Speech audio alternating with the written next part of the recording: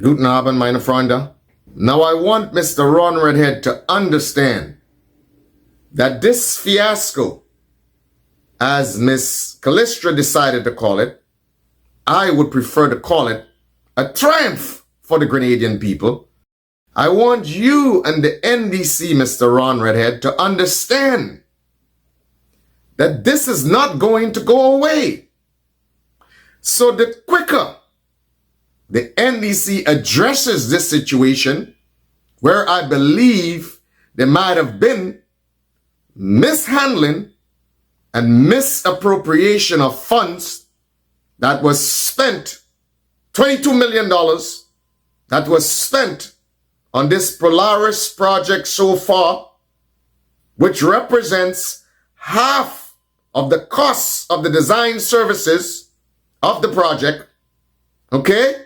And all the Grenadian people received thus far was a 15% concept plan. Now, this is not going to go away, okay? The finance minister, Mr. Dennis Cornwall, as PM Deacon Mitchell promised, has to explain to the Grenadian people how that $22 million was spent, okay? At the Brooklyn Town Hall, PM Deacon Mitchell hailed his administration as the most transparent. In this age of computer accounting, it's been over a month. I don't believe it takes that long to be able to make available to the Grenadian people how that $22 million was spent thus far. PM Deacon Mitchell promised that he would release the documentation concerning the spending of that $22 million.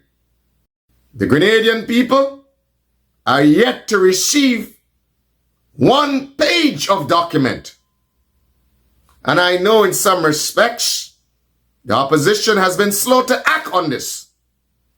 Because every week since then, the opposition should have been clamoring to see the documentation on how the money was spent, that $22 million thus far on Polaris. The Grenadian people themselves, the journalists and other civic voices in Grenada should require that the government forthwith explain to the Grenadian people how that $22 million was spent. Again, this is not going to go away.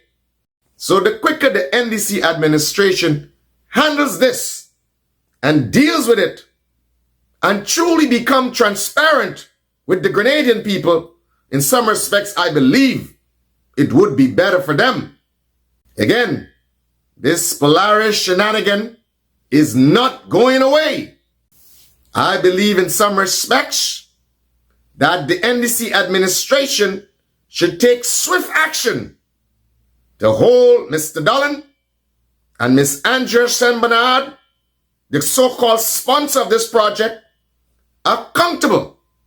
Okay? They should come forthwith in the public and explain to the Grenadian people how and on what that $22 million was spent.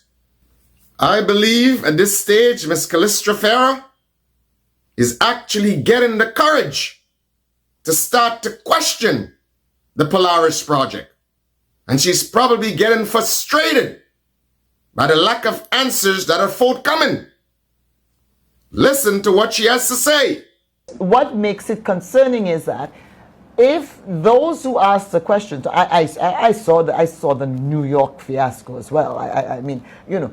Again, Ms. Callistra, I would prefer to refer to the Town Hall incident as a triumph of sorts for the Grenadian people over what Mr. Kennedy Buldell aptly describes as ramgood behavior.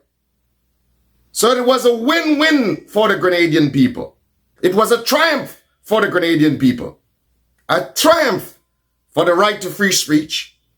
A triumph for holding people accountable who are entrusted with hard earned public funds, and ultimately, I believe it would have inspired others to hold them accountable. So I also applaud what you are currently doing. When people ask questions, I have also faced that issue, even as a journalist, asking questions. That when you ask pertinent questions about Polaris, people attack you, people want you to shut up. They do not want you to question the nitty-gritty of a multi-million-dollar project that the government is seeking to have us deal with. The government is entering into bill, design, finance arrangements that does not necessarily show up in the sovereign debt. We're not hearing much about those things. We are not hearing how much our children down the road are going to have to pay back to Namalco and Reno Construction, because that's not showing up in our sovereign debt. It's not showing up as debt, but we have to pay it back. Where is the transparency in these things? Right. So I can answer in this way. The people who you may regard as raising issues when you raise it are not the people who sit at the decision-making table. Well, this should make you guys' blood run cold, okay? Because what is Mr. Ron Redhead saying? Is he saying that if you're not sitting at the decision-making table, then you do not have a right to ask questions? Is that what he's saying? I think Mr. Ron Redhead is confused. I think he's very confused. He must realize, or he must come to terms with the fact that he is a representative of the people. He is there to serve and protect the people's interests. And he don't get to tell them that they don't have a right to ask questions because they're not sitting at the decision table.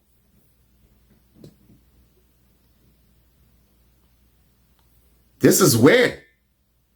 This is weird. This is really out of line. But you see, I'm not surprised, okay? I am not surprised. This is what happens when you take some quote-unquote young and bright people and you decide to idol worship them. Then they feel that they're extensively above you and they don't have to be accountable to you anymore because King Charles ain't got nothing on them. This is the consequences of engaging in idol worship. The people of Grenada are disregarded and looked down upon.